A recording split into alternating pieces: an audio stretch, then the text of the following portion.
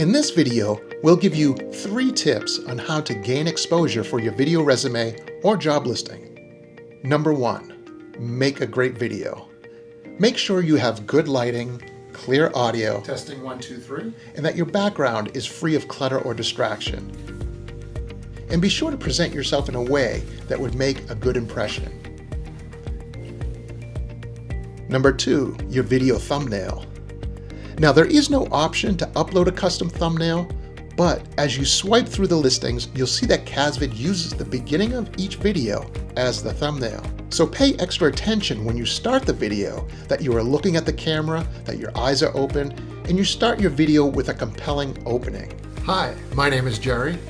If you edit and upload your video, you may consider adding a thumbnail image or text to the beginning of your video to grab that extra attention. Number 3, create more videos. For more exposure, you can upload multiple videos.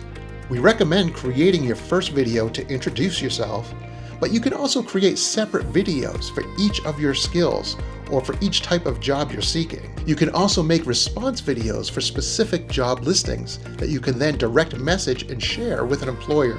On your listing, you will find a share button. Copy your video link and message it directly to an employer.